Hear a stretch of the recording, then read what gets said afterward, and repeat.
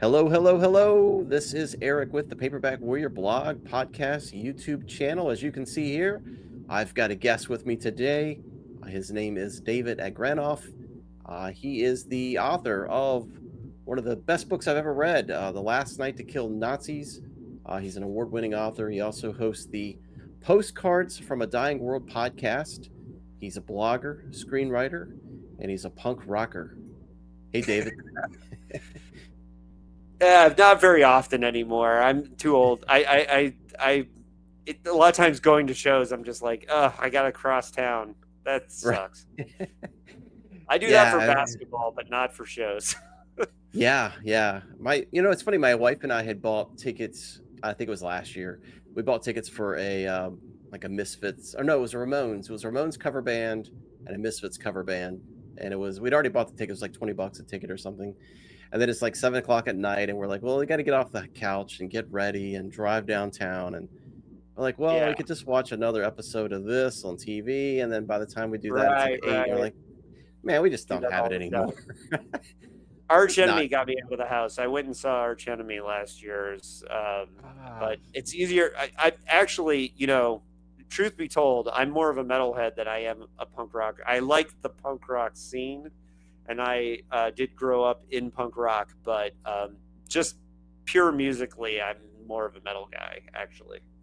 But yeah, I could tell from because we'll talk about your books, but I was recently reading one of your books, and reading some of your books is like you need a soundtrack to go along with it. And you were talking about Slayer, and then you were talking about a band I hadn't played in a long time, track to go along with it, and you were talking about Slayer, and then you were talking about a band I hadn't played in a long time called Earth Crisis.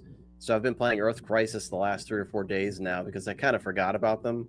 And one of your characters is playing Earth Crisis as they're driving down the road, I think, just like shooting and stuff. And I was like, man, I haven't played Earth Crisis in a long time. So yeah, hey, so I've been Earth jamming. Crisis was a local band for me in the '90s. So, and one of my all-time favorite bands. They were a big influence on me becoming vegan. So, that's Yeah, one of the reasons why I had to shout out Earth Crisis. I always do. yeah, Yeah. man. Well, Yeah, listen, I will tell you, there are often hidden Earth Crisis lyrics as Easter eggs in a lot of my novels. okay. Um, and they are there for only serious Earth Crisis fans to find. Well, It's they sometimes were subtle and from deep cuts, but they're there. Well, So they were really kind of ahead of their time. Yeah, I think their very first much album came out. so. Yeah. Yeah, it came out in '95, and they kind of led the way for metalcore and hardcore bands. No, So man, I first saw Earth Crisis in '93, so yeah, '95 was they were already doing it for a couple of years, man. I But saw them. I saw them probably. The first time I saw them was late '90s. They headlined in South Carolina, and they had In Flames and Skin Lab, yeah, Skin Lab or Pissing Razors. I can't remember who, but well, I went there. Carl, the singer from Earth Crisis, co-wrote a fantasy novel. I've got it right here called The Ah, Unraveling. I haven't read it yet, but I did pick it up. I It's didn't called The realize that. Unraveling, the Council of Crows. So it's a kind of middle grade fantasy novel, um, Yeah, but he's an author as well. So interesting. yeah, it's cool. Well, He's doing other interesting stuff, and plus they're still doing Earth Crisis, so they're yeah, actually doing mini tours soon. So yeah, shout out to Syracuse. Um, yeah. I That's right. lived the second half of the '90s, so I've got a lot of love for that city. But Yeah. yeah, Well, you and I had we touched base. Maybe it was last year after I reviewed The Last Night to Kill Nazis, hmm which was published in 2023. I bought it last year with my annual Christmas gift card to Barnes and Noble, and right. I'm sitting here with my $20 card, debating on what book to buy, and then that cover of that book stood out to me so much, and it's amazing cover, and I was like, okay, I've got to have this, and read it, was blown away by it. It was a combination of, for me, it was a combination of everything I love about high adventure, like Alistair MacLean, Desmond Bagley, Jack Higgins, meets something like Brian Lumley, and then Dracula. It was just a crazy, crazy combination. So where did you come up with the idea for this? Well, you should know that when I was growing up, one of my favorite genres of movies were the World War II mission movies, and because of that, like I had a Betamax tape that had taped off commercial TV, Guns of Navarone, Force 10 from Navarone on one videotape, and I watched those many times. Although when I was a kid, I thought Force 10 from Navarone was a cooler movie than Guns of Navarone, and but because my father, who was an academic and professor, pushed us to read, he said, well, those were based on novels, you should read the novels. And somewhere along the way, I read the Alistair MacLean novels and got into Where Eagles Dare, like all that stuff. And I loved that genre of movies, and it was something my father and I could both watch. So pretty soon after we watched the Navarone ones, we went to a very early proto video store and we rented Where Eagles Dare. We watched Where Eagles Dare together. And to this day, Where Eagles Dare, I think, and Force 10 from Navarone are two of my favorites. And I mean, there's not so subtle Easter eggs to Navarone in the fact that the British character in Last Night to Kill Nazis was named Mallory, specifically because as an homage to the main character of the Navarone books, but in films. I loved those things, like long before Inglourious Bastards. I love those mission movies, and this wasn't my first time wanting to pay tribute to them.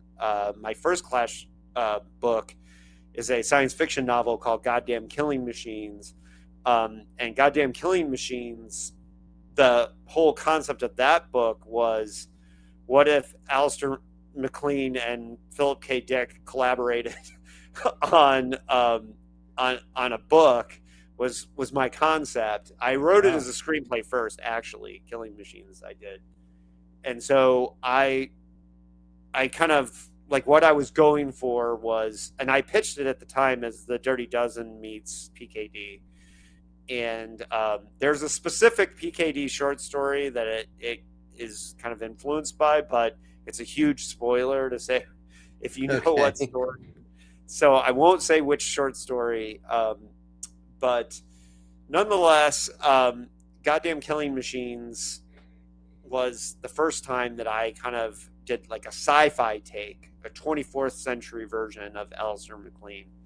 And what's funny is that book, it got a couple reviews, a couple people read it, but I don't know if anybody picked up on it. Although the structure of it is exactly the same as that. It's kind of The Dirty Dozen. They're war criminals who are given this suicide mission, but in their case, it takes 300 years traveling to another planet in cryosleep, and they're given the suicide mission and on this hostile planet, and it's very Alistair MacLean, but super sci-fi.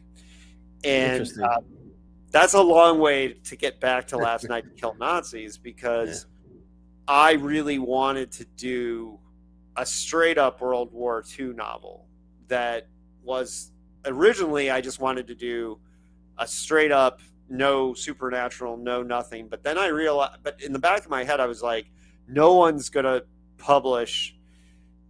that I know is going to publish a straight up World War II novel. And I kind of chased this idea, and I may write it someday, about a group of recruits from a Japanese internment camp that have to infiltrate a Japanese base. And I really wanted to write that, but I knew no one was, and plus I wasn't sure that I was the guy to write that. A Japanese writer might be the person to do that. But nice. I was at the time, I was really just trying to come up with something World War II.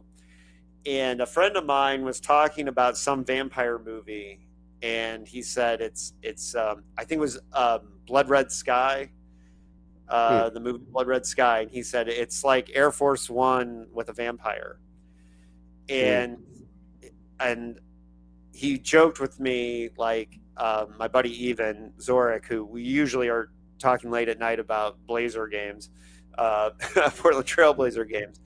And he said this to me, and he said, almost any movie could be better with a vampire. Hmm. And, at the time I was trying to come up with this World War II idea, and literally the title and the concept came to me within 10 minutes. So basically, I had this idea of like a Jewish commando and a vampire on the last night of the war trying to kill as many Nazis as possible before Goebbels can write the surrender. And then the title, The Last Night to Kill Nazis, like immediately came in my head. And the actual plot of it took a little while for me to outline and refine and all that.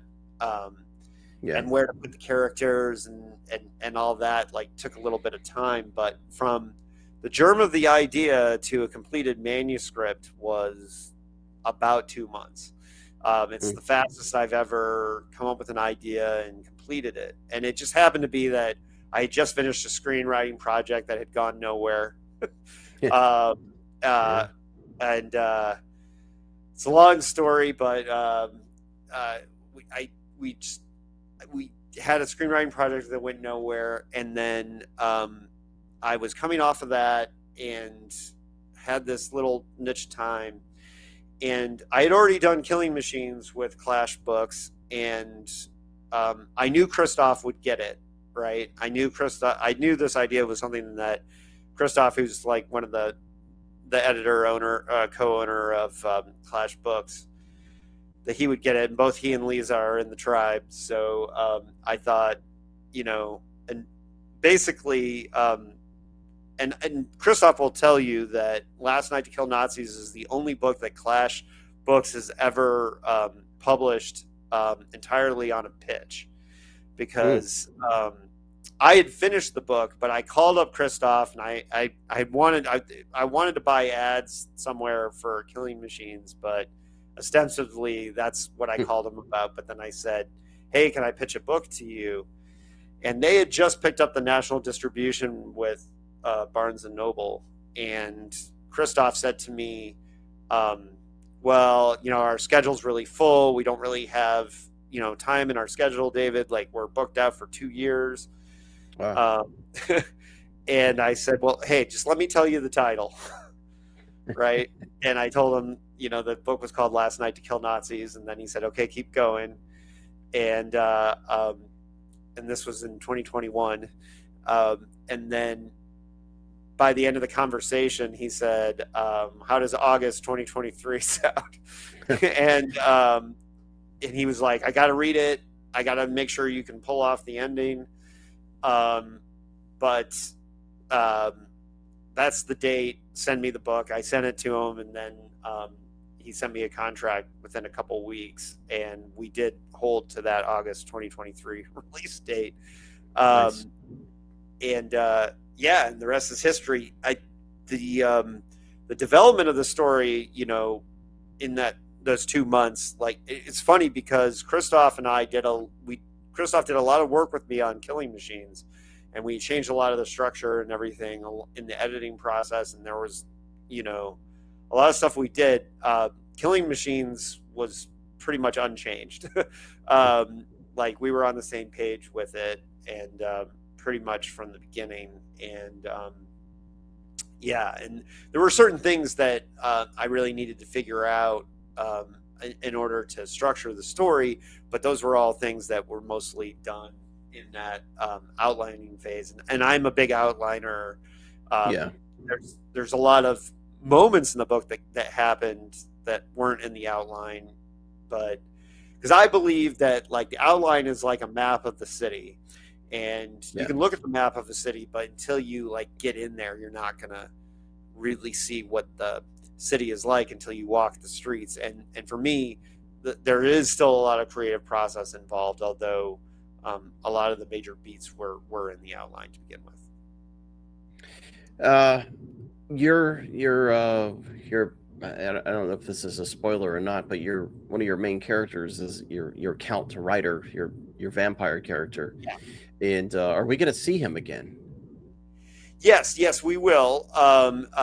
There is a sequel that has already been greenlit, written, and finished. We don't have a date yet. Christoph and I haven't sat down and ironed out dates yet, but it is finished. And there's definitely. I mean, Ryder survives the events of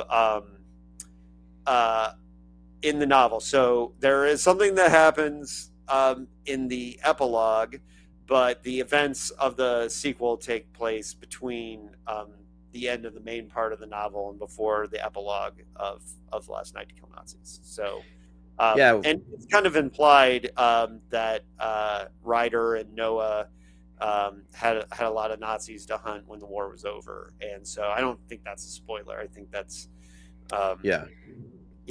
I wouldn't actually talk about what happens in the epilogue. That I consider a spoiler. But but I think the fact that the two of them survived it, I don't think that hurts. I don't think that'll hurt the experience of reading the novel. And I do think with The Last Night to Kill Nazis, a lot of it is the journey. Right. Oh yeah. There are definitely things that I think are a little bit spoilery in that book, but not that. How certain things go down and how certain people meet their fate, maybe. But yes, we will. There will be a sequel, and there may be U-boats and mummies involved. Got it. Is your Count Ryder, I'm assuming you grew up in Indiana, so you probably saw the old what was it? It was a play on Cemetery. There was the guy that had the Sammy Terry? Yeah, the horror host that talks to the spider. Yeah, was that Sammy Terry? Oh yeah, Sammy Terry is actually mentioned in my novel People's Park. So okay. Yeah, he was an old horror host that would show grew up movies. in Indiana. Grew up on Sammy Terry. He was our horror host that hosted horror movies every Friday night at 11 o'clock and would talk to a spider named George. So you got your diet of vampire movies through Sammy Terry, right? 100%. All the Hammer horror movies from Twins of Evil, all the Dracula, Christopher Lee, absolutely were a huge part of growing up. And in fact, the first novel I ever wrote was a love letter to basically Channel 4 on Friday nights, because every Friday night after Sammy Terry, they would have Black Belt Theater on. And so my first novel, Hunting the Moon Tribe, is like a combination, is a Chinese vampire novel that kind of combines the love of, because when I was growing up, a lot of times if I was tired from school, I would just set record on Sammy Terry. And then, so I ended up with all these double features of Hammer and Shaw Brothers movies, because as soon as Sammy Terry was over, they'd have Black Belt Theater on. So I'd have all these amazing double features of like Twins of Evil and Chinese Super Ninjas, or the heroic ones and Dracula's Risen from the Grave. Like I have all these, and so my first novel, Hunting the Moon Tribe, was basically a wushu vampire novel crossover. I will say that one is probably, I'm pretty sure it's out of print and hard to get. I would love to get that one back in print with maybe a new edit. But my first novel was Chinese vampires. Well, you trying to describe you as you're it's really hard because you're kind of all over the place. You write science fiction, you've got a zombie novel, you have this this World War II high adventure thing with the vampire. You've got almost like a post-apocalyptic thing going on. You're kind and it's funny because we were before the interview we were talking a little bit about Joe Lansdale, but you really are kind of like, for me, like Joe Lansdale, because you write in all these different styles, and you've got this other thing which we're going to talk about in a minute called Bizarro, which I'm not totally familiar with, the Mhm. Bizarro subgenre, but I hope that's not. I hope that kind of it doesn't mean that you're misguided or misdirected by any means. It means that you can write your ass off with any kind of style or genre, and it's amazing to me. Yeah, I mean, if I could, if I only was, if I was going to be confined to one genre, I would probably want to write science fiction. But I love action adventure stories. I love '80s action movies. I grew up on, Commando is one of my all-time favorite movies. Yeah, I like, I love like shitty action movies. That's one of the reasons why yeah, Paperback Warrior speaks to me. Uh, but because I grew up on that stuff, so I love writing action novels. I like writing action stories. It- that being said, I also grew up on science fiction, reading science fiction. I was reading Isaac Asimov when I was far too young uh, yeah, to be doing that. And I like philosophical science fiction. I'm known for being a massive dickhead in the sense that, like right back here are all my Philip K. Dick novels. I do a podcast about Philip K. Dick, so obviously I like philosophical science fiction. And yeah, my most recent novel is actually a philosophical science fiction novel that has no action and adventure in it. yeah. Um, I like to do different things. Yeah, You know um, like I said, if I was confined to one genre, I would choose science fiction because I can write action adventure and science fiction. Horror was very important to me growing up, and horror is basically how I broke in. When my first book deal with Eraserhead Press, which was a 5-book deal, um, you know, Eraserhead wanted me to be the punk horror guy. So the first couple books were punk rock themed horror. yeah, And that was, a deliberate thing, which I was fine with because I grew up on punk rock and I grew up on horror. So I was fine with that. But it's funny because when I did Ring of Fire, like I had a lot of friends joking with me because there was no punk rock in the title or there's no punk rock in it, and and then it got nominated for a Splatter Punk Award, so it still got right. connected to punk in one way. But Yeah, but yeah, I don't know. I mean, for me, I'm chasing the idea. I'm chasing the thing that's fun for me. Um, I have a couple novels that I've written that I don't even know how to find homes for because they're so weird, and you know, that are just sitting on my hard drive. I have one horror crime novel that I did finish, but halfway through I decided that it wasn't working, but I finished it anyways. Um, and wow, then so it's just I follow the muse where it goes, just like anybody else. Now, that being said, my time is pretty limited these days. So if I don't think I'm at this point, if I don't think I'm going to find a home for a book, it's not likely that I'm going to sit down and take the time to write it. Partially because I have projects like Unfinished PKD, my nonfiction projects like Unfinished PKD and the Philip K. Dick Encyclopedia are taking up a lot of my time.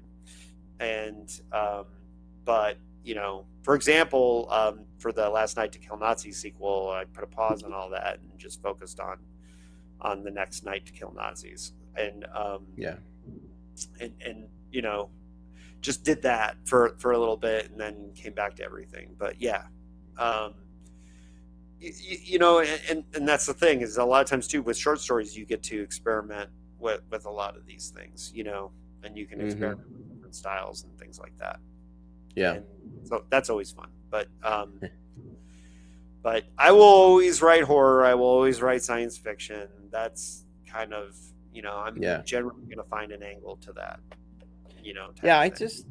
I just read the Vegan Revolution with the Zombies, and that's one of your early books. And Yeah, and honestly, if it weren't for Last Night to Kill Nazis, I probably wouldn't have read it, just because of the right. title. I was just like, you got to be joking, but I read it and I loved it. I really did, and it was a I was throwback to. joking. That book is a joke. Yeah, it's very funny. It's funny. It's satire, obviously. Yeah. It's brutal. But it's what I liked about it is it's the grindhouse kind of thing with the horror references that you have in there. Like Burial Ground and Lucio Fulci movies, and you've got like the Italian horror thing going on in the background. But then you've got this character named Magic who just spouts off all this 80s pop culture, out of the blue. You're like, hey, could Patrick Swayze really hold off the Red Army? And you're throwing out, Red Dawn from '84, and I'm just like, man, it's one of the greatest movies ever. But you got Magic was a real person that I put into my book. He's oh, slightly really? fictionalized in the book, but the way Magic and his girlfriend met in the book is actually how Magic and I met as friends. Oh, interesting. In line for a theater screening of the final season of Battlestar Galactica on the Sci-Fi Channel, because I got you. Okay, yeah, I see that now. yeah, and in Portland some of the movie theaters, like the big TV shows, they'll like do on the big screen screenings of live TV shows, and like they're free.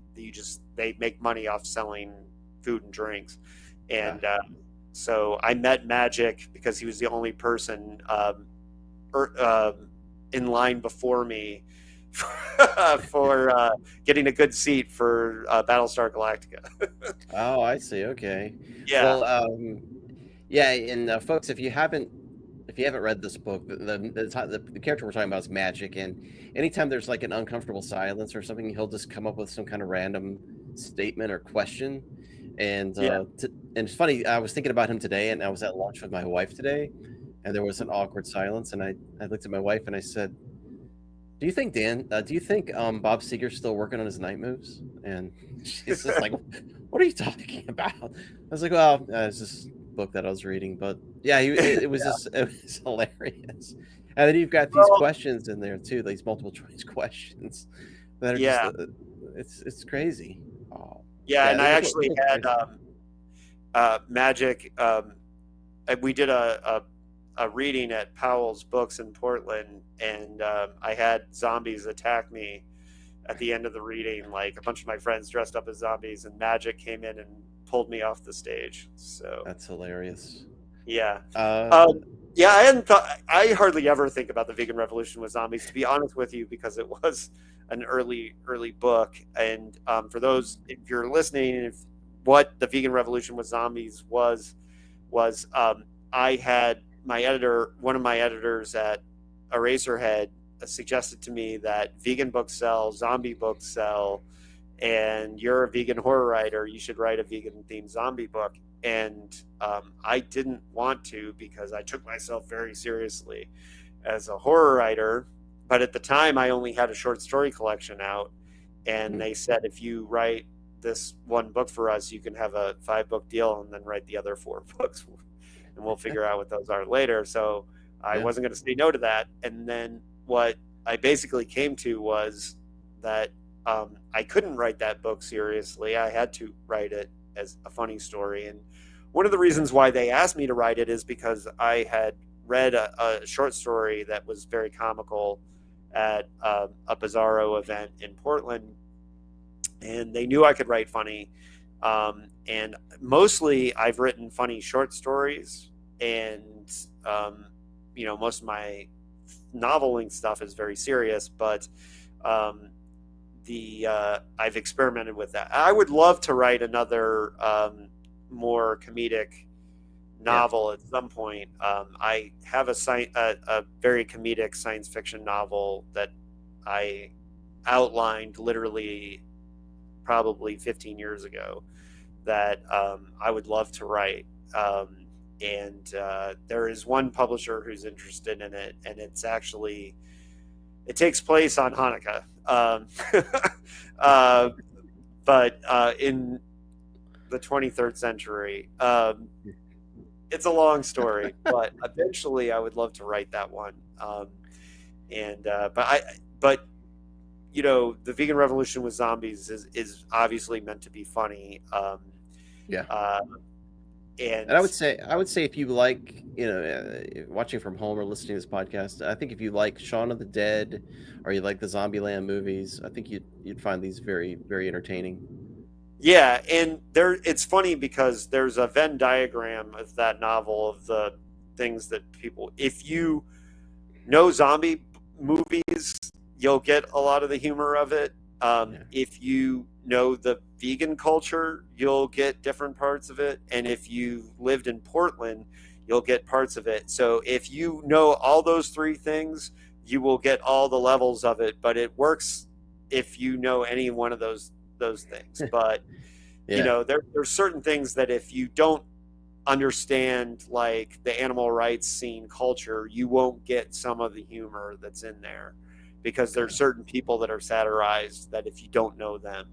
But the people who get those jokes probably don't understand the jokes about Burial Ground or Right. you know, or whatever. And so I'm just this weirdo who like fits all those things. And you know, and there's certain things where it crosses, because like, for example, there always has to be the person who hides the fact that they've been bitten by a zombie. And since the thing that turns people into zombies is eating like meat, dairy, and eggs, so a lot of people think the book is about vegan zombies, but it's the opposite. The vegans are the only people who are not zombies in the book.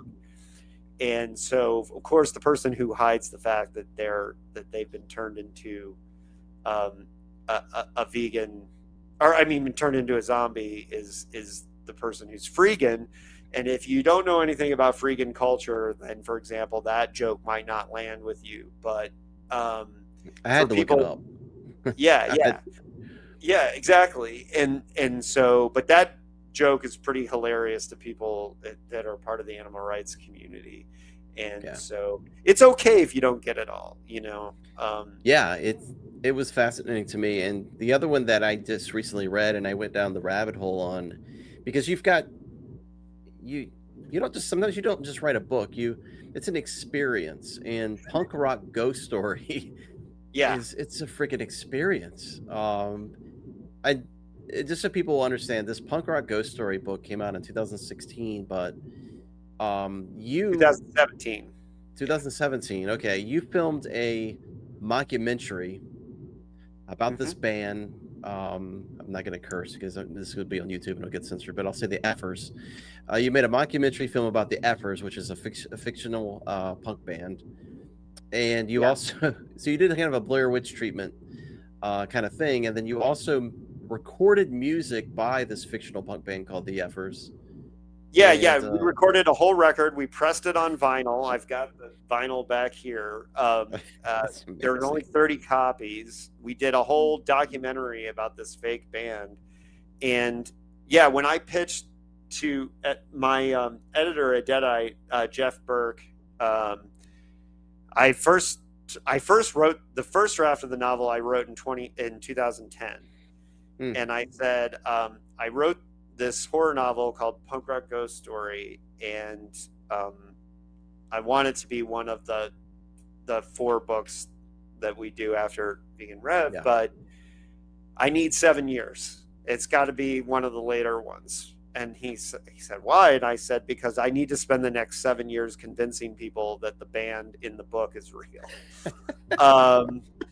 And he said, okay.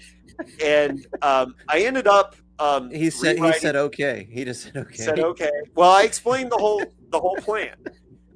Because I had the whole thing planned. We're going to record a record. We're going to press it. We're going to make a documentary about them. We're going to enlist real life punk rockers from the Midwest punk rock scene to be in the documentary, and then they're going to talk about this band if they're real, and we're going to I had the whole plan.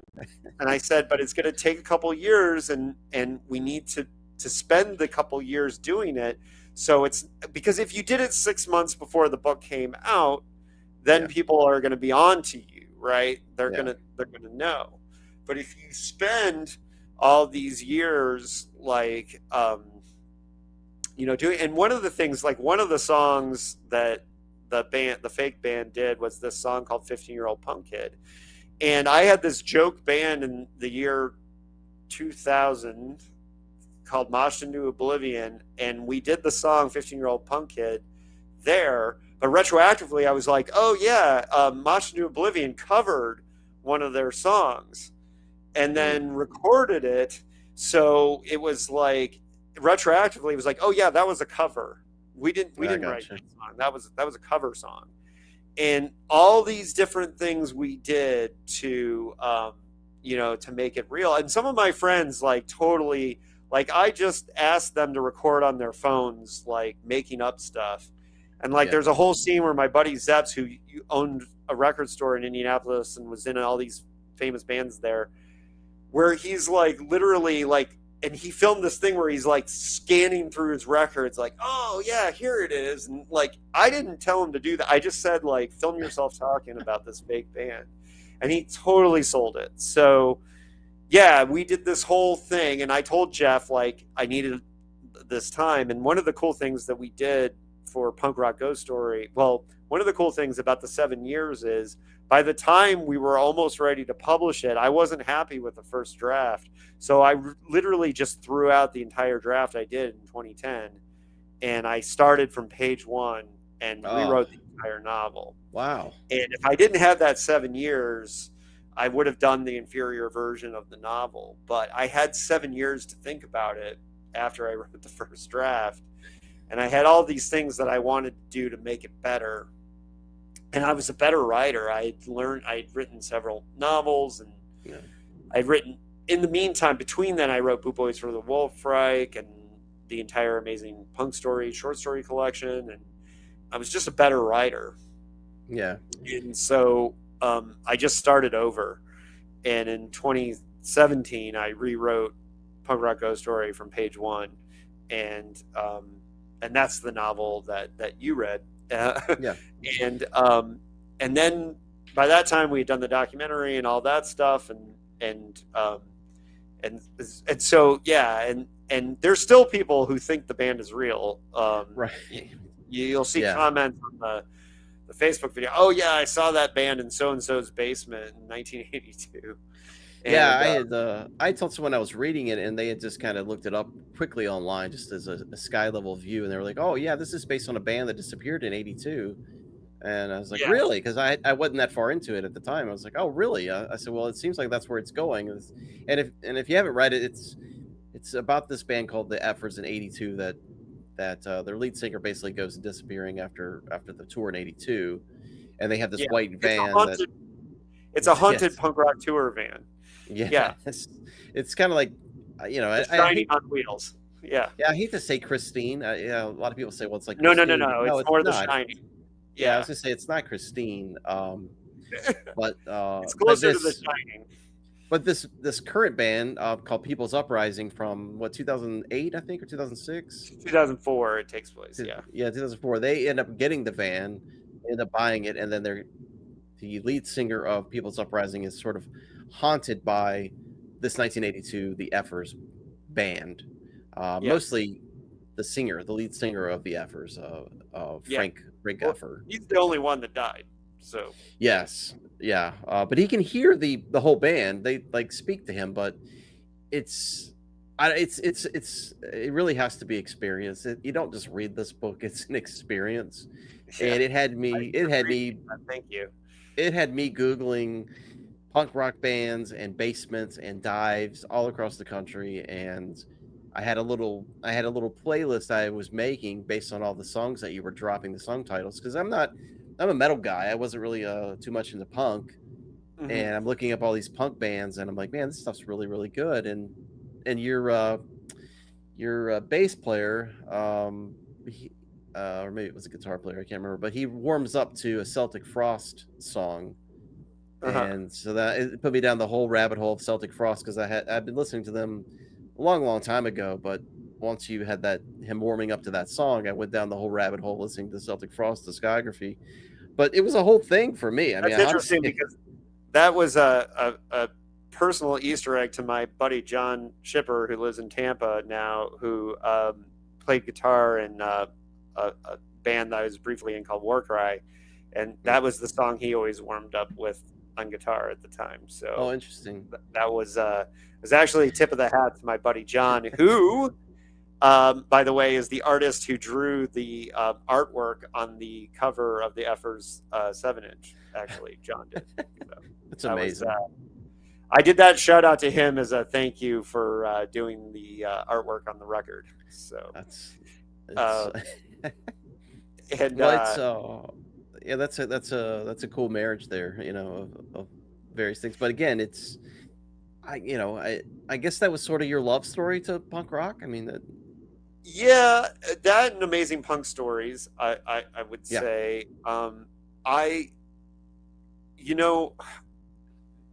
The whole reason for when you do a haunted house story, one of the most important things you have to figure out is why won't they leave? You know, you always have to have a reason for why the haunted house, why they cannot leave the haunted house, why they can't just be like, peace out. You know, and so I love the idea because I haven't been in a punk rock band, but I have done a little bit of touring, selling merch with bands, and so I've experienced tour, and tour is like one of the most grueling marathons you could ever do, because when you're touring with a punk rock band, you don't have enough money. It's hot. You're living in a van. It sucks. It's one of the worst things ever. But if you're committed to completing the tour and doing the tour, it's one of the most grueling possible things you could do. So the idea of a punk van being haunted, and just as a metaphor for the grueling experience of being on tour, was part of the idea. But the other reason why I wanted to write Punk Rock Ghost Story is because, as somebody who grew up punk rock in the 80s, one of the things that happened that changed punk rock forever was Nirvana. Once It Smells Like Teen Spirit happened, punk rock changed forever. Before Nirvana, if you were a punk rocker, the jocks and rednecks wanted you dead, and it was like a constant fight for your life going to school, being a punk rocker, especially in the Midwest where I grew up. But I know that it was that way everywhere, like even in LA. So there's a lot of glorious retro nostalgia for the glory days of punk rock in the 80s. But at the time, it was like a fight for your life. Like, people wanted you dead. They wanted to kill you. You had to, people can't believe, because I'm kind of a peaceful dude and I'm kind of a Zen 30-year vegan, but I grew up fighting a lot. I got in a lot of fist fights and stuff because I was a punk rocker. And so, like, for example, at basketball, a lot of times people won't believe, like, they can't believe how tough I am fighting for balls in the paint, right? And it's partially because I grew up fighting for my life, right? I can take a punch. I got, just yesterday in basketball, I got an elbow straight to the face, and it didn't faze me at all. And part of it is that I grew up in this age when we were just fighting for our lives. And so part of Punk Rock Ghost Story for me was this idea that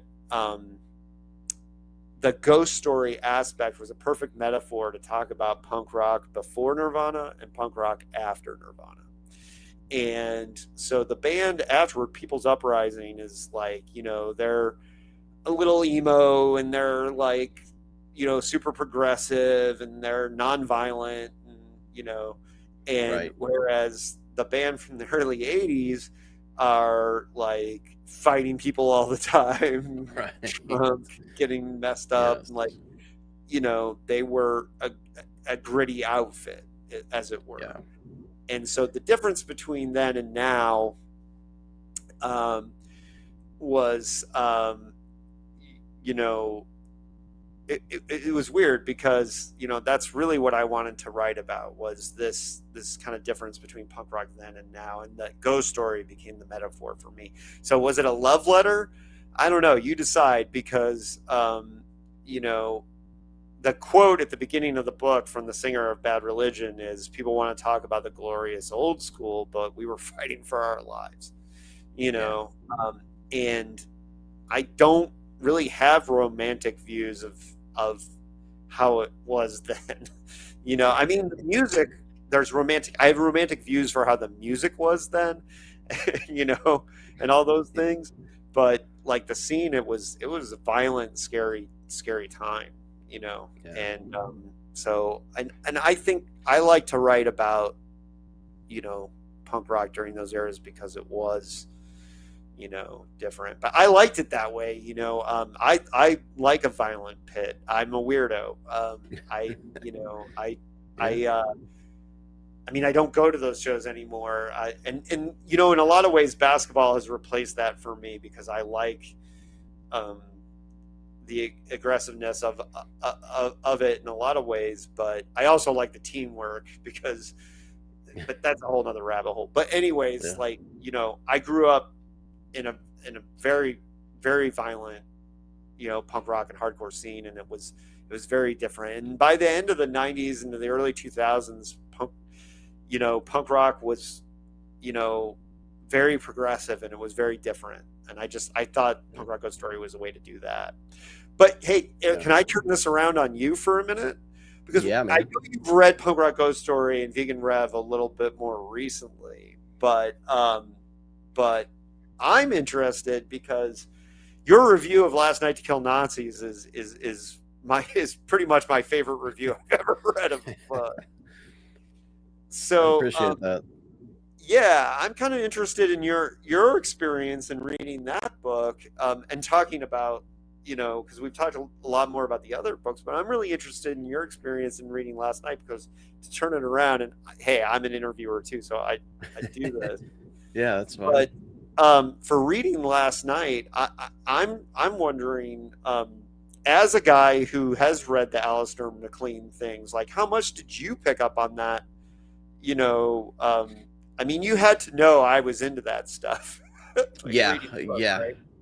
yeah, right away. And it was funny because I bought that book and I had to go to Honda because I had to get my car worked on.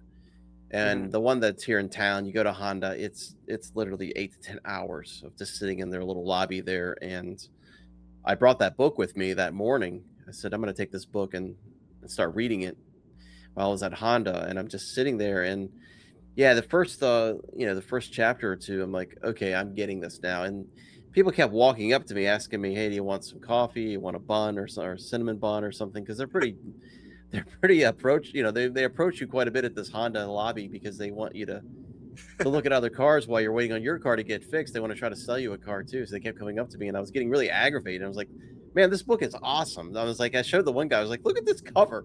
Why are you bothering me? Like Yeah, I was Joel did an joking with amazing job on the cover. Yeah.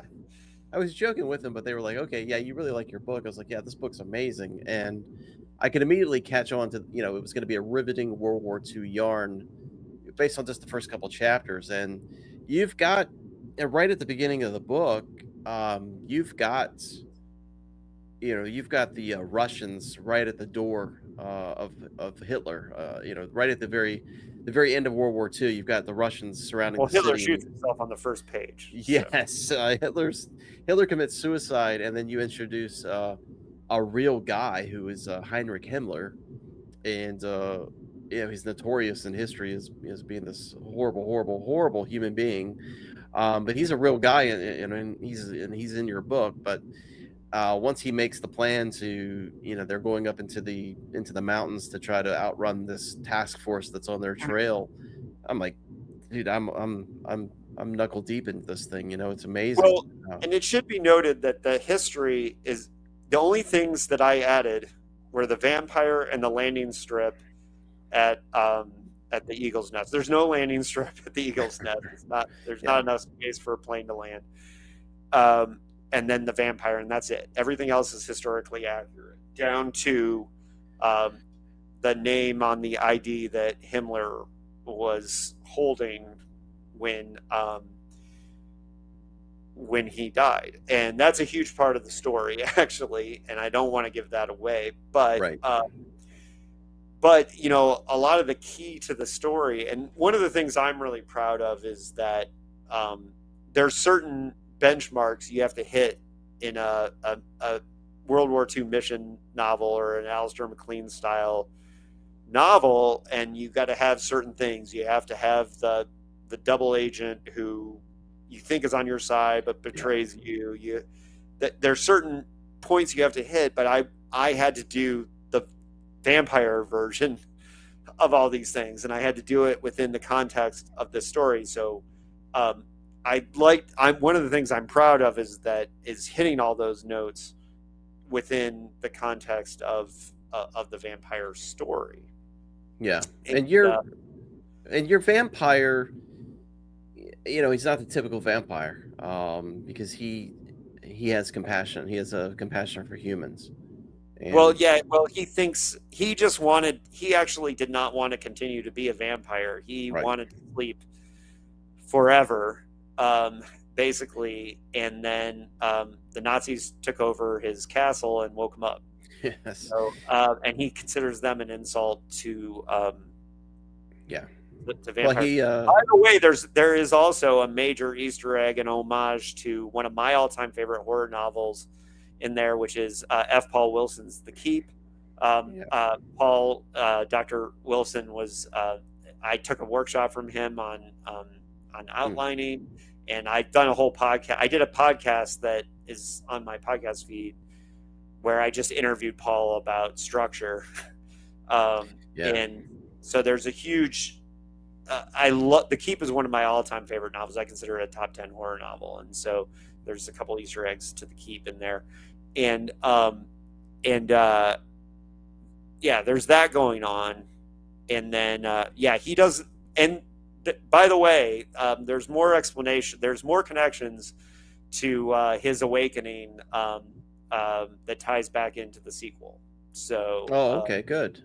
That actually plays a role in part 2. And however, you know, for me, one of the most important characters for me in Last Night to Kill Nazis, which might not seem so, but I really knew how to do this novel. There was one character who was the linchpin of being able to conceive of this novel, and that's Alice. Before I thought of Alice, I didn't really have the structure for the novel completely set in stone.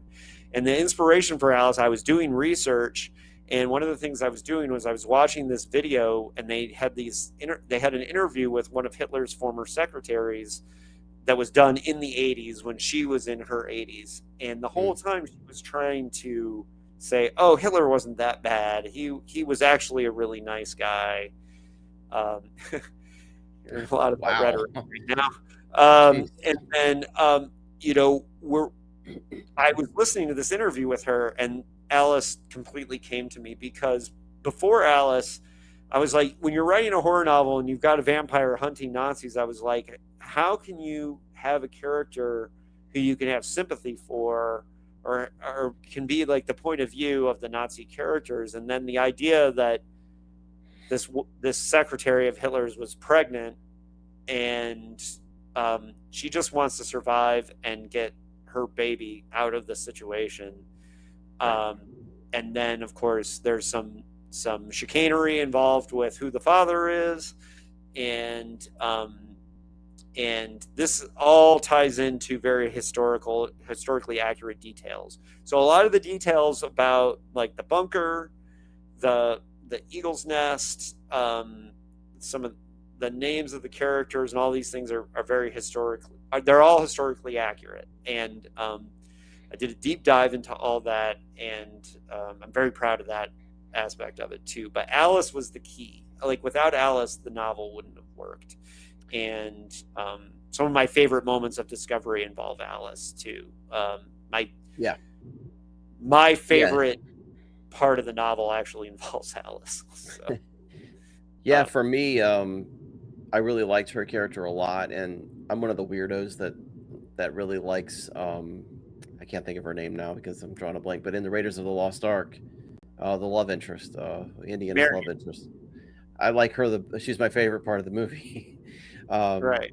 so it's Well, kind and of like the that. character and the son of the vampire or the daughter of the vampire expert um, in Last Night to Kill Nazis is an obvious homage to Marion, because she was named Marion basically because as an homage to her. So But this book, just going back to my my thoughts about it is Wolfenstein, because I played Wolfenstein a lot as a yeah. kid growing up playing the game Wolfenstein, and then also even though I don't like the movie that much, Operation Overlord that came out like 15 or 10 to 15 years ago with Kurt Russell's son as the Yeah, lead.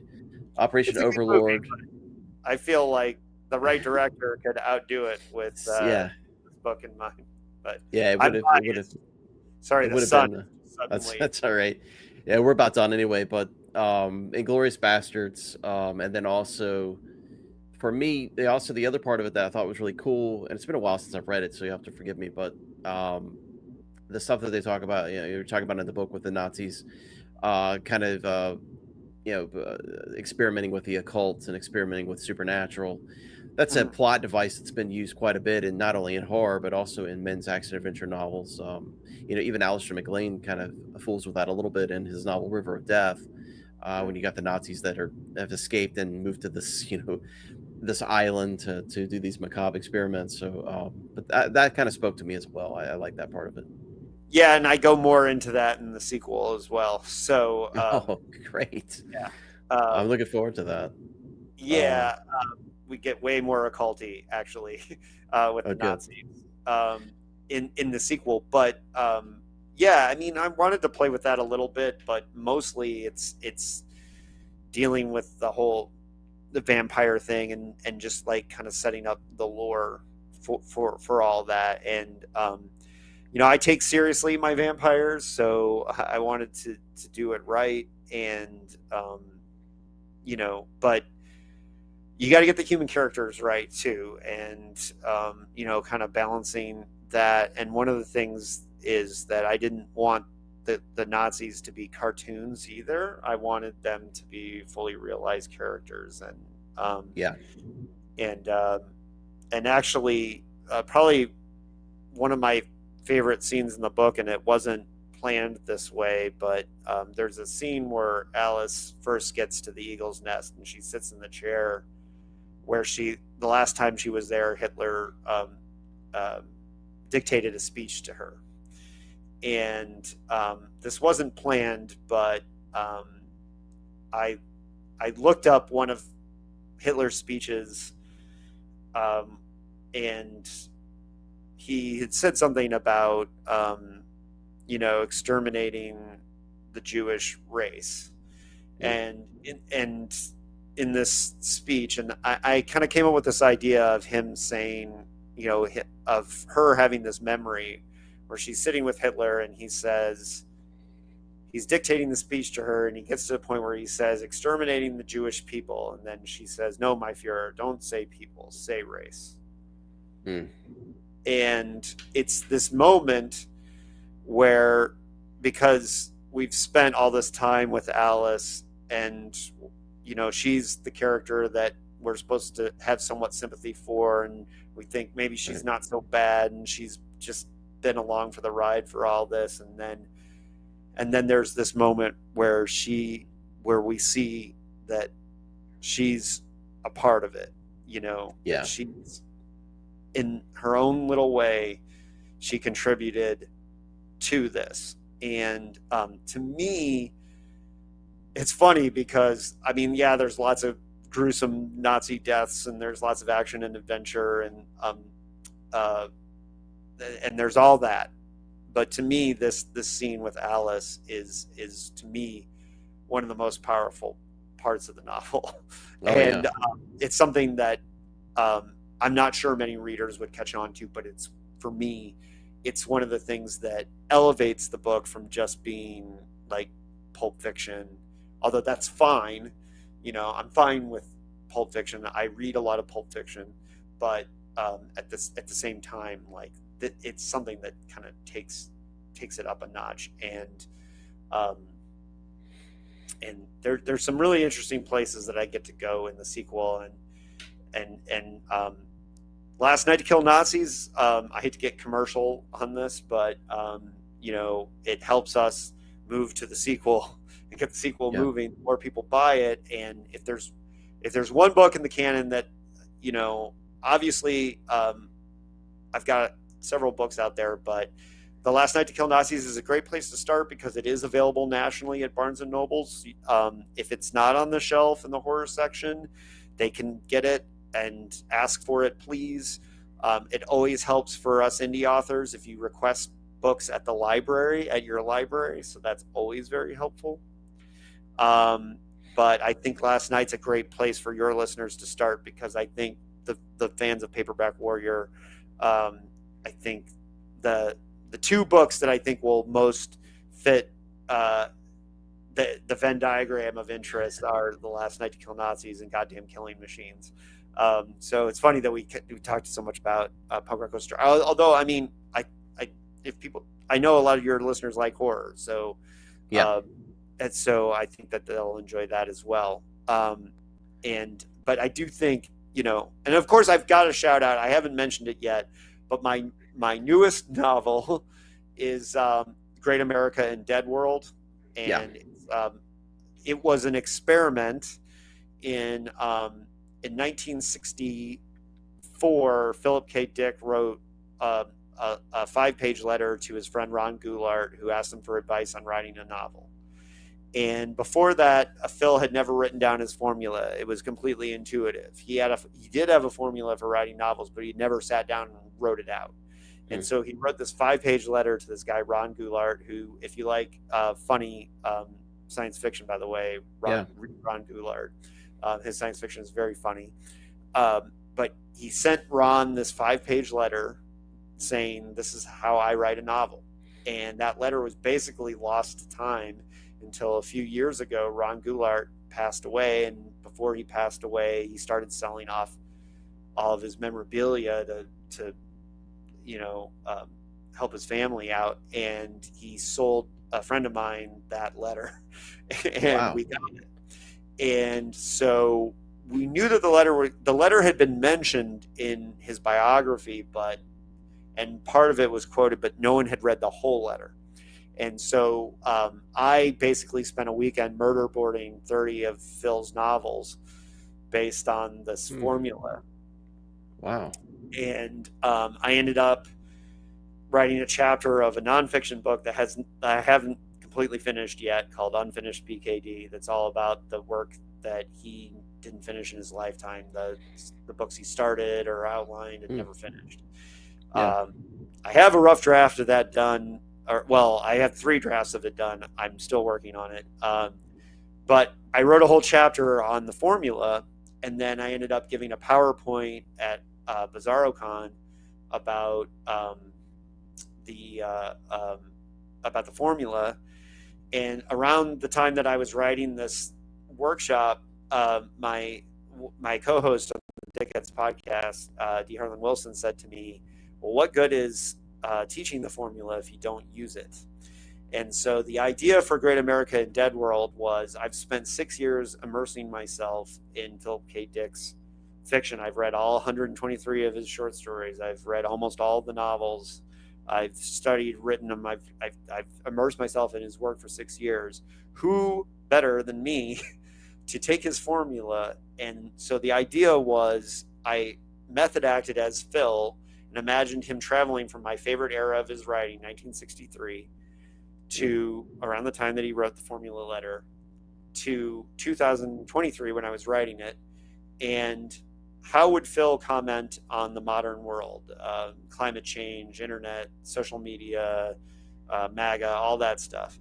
And what would he say about these things? And used his themes of what is human, what is real, what is, all these things that he did to come up with a plot and a concept. And that was Great America and Dead World. And so the jury's out. if I pulled it off, but Lord Running Clam, who is this figure in Philip K. Dick studies, he wrote the Pink Beam Companion, which is like a timeline of Phil's entire life. And when Lord Running Clam said it was like reading a lost Philip K. Dick novel, I could die on that hill. It doesn't matter what anybody else thinks, that he thought that it was a huge deal for me. Not everyone's going to agree. Some people are going to, and I understand the hubris involved in me writing this. And not everyone's going to think that I can write a Philip K. Dick novel. But what I will tell you is, it has my name on it. It's a David Agranoff novel, but it's definitely like nothing else I've ever written. And there are definitely times where I felt like somebody else was at the wheel, because I've never written a novel that had this little action in it. Interesting. I have to check that one out. Yeah, and that's my newest novel, and that's and then for those of you who like the punk rock stuff, my second to most recent novel, People's Park, is a coming of age horror bizarro sci-fi novel set in my hometown of Bloomington, Indiana, in 1989, and it's Dickian, but it's not written with the formula. The other one I was going to ask you about real fast, so before we go, is fans of Paperback Warrior love their one-man armies. You have Nightmare City, which came out in 2022. Is that sort of the one-man army vigilante type of thing? No, but if I think Paperback Warrior folks would like it. It is currently out of print. We are working on a new edit and a new edition of it. But the concept from Nightmare City, the pitch was, what if The Wire, if Philip K. Dick and Clive Barker were on the writing staff. Oh, jeez. Yeah. High concept. That's the concept. So it's sci-fi horror, and we wrote it originally as a TV pilot that we wanted to. I kind of always envisioned it as X-Files meets The Wire. And so if we got to do more books or got to do a series of it, you could do Monster of the Week, you could do mythology, because there is a mythology, and the novel sets up the mythology of it all. And I co-wrote that with my buddy Anthony Trevino, who was one of the original co-hosts of the Dickheads Podcast. And it's horror, sci-fi, crime. It's it is currently out of print, but just hold tight. We're working on getting it back in print, and with a little bit better of an edit. We weren't entirely happy with the cover and the edit. We wanted a new cover. So, last thing I'm going to ask you is, briefly describe what the heck Bizarro is. I've never heard that term before. Bizarro. Yes. So, Bizarro is a genre of fiction, just like science fiction or horror, and it's a literary movement, kind of like splatterpunk or whatever. And basically it's surreal, absurdist, weird fiction, and it's a movement of different publishers that kind of work within the Bizarro label and try to support each other and help each other out. So you can write Bizarro that's horror, you can write Bizarro that's comedy, you can write Bizarro that the only thing that kind of unites it is that it's weird. And some Bizarro is weirder than others, and some is straight up absurdist. Some of it is, but The Last Night to Kill Nazis was actually nominated for the Wonderland Award, which is the annual award from the Bizarro Writers Association. It's my second time being nominated. My short story collection, Screams from a Dying World, was nominated for the Wonderland as well. The very first or second year of the award, actually. And then most years we do Bizarro Con, usually somewhere around Portland. Last year was in Astoria. But if people want to read Bizarro or get involved with Bizarro, there's a lot of really great authors. I have a story coming up in a Bizarro anthology called Motel Sick. That's all different Bizarro authors writing about the same motel, different rooms in the same motel. Interesting. And I've got a time traveling motel room in my story called the Wormhole Room. Probably the vanguard of the movement. There, two authors that I would point to. The biggest name in it is Carlton Mellick III, and he became famous for writing. His first novel was called Satanburger, but he wrote a bunch of books like Baby Jesus Butt Plug, and The Haunted Vagina, and just really intense, weird stuff. Probably my favorite Bizarro author is an author named Gina Rinaldi, and Gina is great. She wrote a book called Suicide Girls in the Afterlife, which is kind of a classic Bizarro fiction. Gina has also written straight up horror. She wrote one called House of Fallen Trees that is a great haunted house novel, and Gina rules. And she wrote one called Wall of Kiss that was about a woman falling in love with a wall in her house. If that's not weird, I don't know what's weird. Interesting. Yeah, Gina's great. She's a great example of Bizarro. I would point people to. But there are dozens and dozens of Bizarro authors. Jeremy Robert Johnson is one of the most famous. It's once you start exploring the Bizarro genre, you'll see there's really great stuff. Cool, man. Well, I really appreciate you coming on here and talking with me. I'm obviously a huge fan of your work, and I'm gonna put some. I'll put some links down at the below for your blog. I read your blog. You've got some excellent reviews. You do what I do. You review books. That's awesome. You got a blog. I'll also link up to your podcast, which is amazing.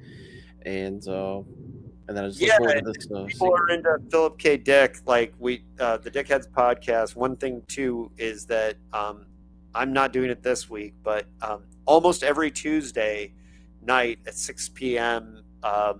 Pacific time, we do a live Dickheads Podcast, and we have different guests, and you can come and be a part of it and be a part of the discussion. It's all on Zoom, and it's usually there's like a dozen to 24 people hanging out. And the first hour we do an interview, and the second hour everyone just hangs out and talks science fiction. So very cool. Look for that and get involved with that. I'm very approachable. Friend me on Facebook, Blue Sky. I love talking this stuff. And Eric, anytime you need people to wax poetic on I've been moving this last week, so I've packed up hundreds of paperbacks. Wow. There's a reason I listen to your podcast, because almost all the topics are ones I'm interested in. Awesome. So, I'm glad. And I consider myself an expert, not just in Philip K. Dick, but Richard Matheson and a lot of the Golden Age and New Wave authors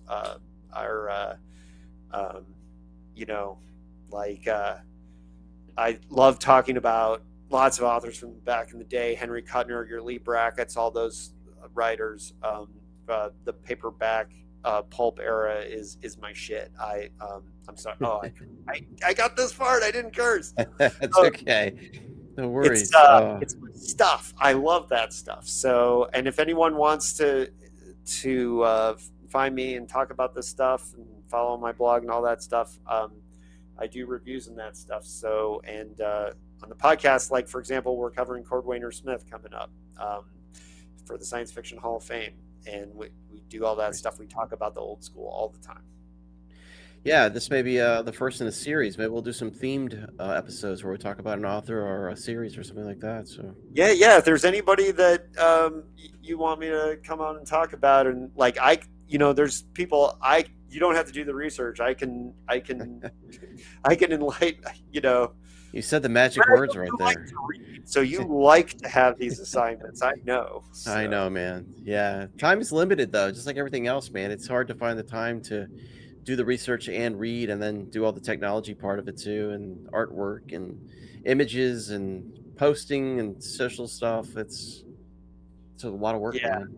Well, and I appreciate it, and the outpouring of well, the sales after your Paperback Warrior review were off the rails. So I know a lot of your followers and listeners did go and pick up Last Night to Kill Nazis, and that means a Yeah. lot. And but hey, word of mouth is everything. I know this book will sell if people face it out too. So if you're in Barnes and Nobles and you already got it, face that book out, man. Yeah, it's a good idea. Hey, I meant to ask you one more thing, and then I gotta go. One more thing though. It's such a high concept. Has it been optioned yet for a movie? Anybody Not interested? yet. I'm What? assuming that we'll get more interest when we have a full franchise, when we have 2 books. Yeah. Yeah. Killing Machines came very close a couple years ago. And I actually worked on developing a limited series based on Killing Machines with a director who shall remain nameless at this point. But, I will say that work on that script is one of the things that I think helped make Last Night to Kill Nazis so well structured, is because we ended up working on an original screenplay, that director and I, for a project. And I actually think, because I finished that screenplay and wrote Last Night like right back to back, and I think that had a lot to do with I think it would make a great movie. You know who I think Duncan Jones, David Bowie's son, who did Moon. He has said many times that he wants to do a World War II movie, and he would be a great choice. This is the one. This is the one to do. Yeah. Yeah. No, it would make. No, it was meant to be a movie. It really was. Yeah. It's got to be. Yeah, and I could write that screenplay in a heartbeat. So come on, I bet you can. Yeah, I bet you can. Yeah. Let's go. And then, Anthony and I have written a couple sci-fi action things for screenplay that we would love to, and we may turn them into novels eventually. But right now, we've after Nightmare City, we wrote a couple sci-fi action scripts. So those are out there. So cool, man. love to do that. Good. But and thank you to your listeners if you made it this far. Eric doesn't like to go over an hour, and we went 17 minutes longer. I knew it was going to happen, but Yeah, you and I could talk all night. Yeah, dude, for real. Like, yeah, you and I have lots of similar things. Like, I think when you got that Barnes and Noble gift card, you and I found good friends. Yeah, man. Yeah, we'll keep in touch now. I appreciate it, man. Yeah, Thanks I'd so love to much. come back and Paperback Warrior anytime. Yeah. Yeah, and maybe I can get you over here to Florida so we can do a big book tour, man. You can visit all these crazy bookstores down here and see all this crazy stuff going on. It's crazy. Oh yeah, my editor, Christoph Paul. He grew up in Miami, and long-suffering Dolphins and Heat fan, and like. Oh yeah. He does Clash does the big book festival in Miami every year. So. I was gonna say we've got a horror convention coming up in January. I think it's gonna have a bunch of authors and publishers there. I'm pretty sure Christoph's gonna be there because. I'll be there. Talk him up. Tell him how much you love this, but he knows because he's the one that sent me the review when. And he was like, dude, seriously, you made my day that day. I think I was having a bad day too, and like I was good, like, man. Hell yeah, this guy gets it. It's the least I could do. Yeah, the least I could do. I love that book. So, yeah. All right, man. Well, I really appreciate you coming on. Again, I'll put some links in the bottom here so you can check out more of David's stuff. And thanks for listening. We appreciate it. See you next time. Yeah, thanks for having me. And please, everybody, spread the word. You got it.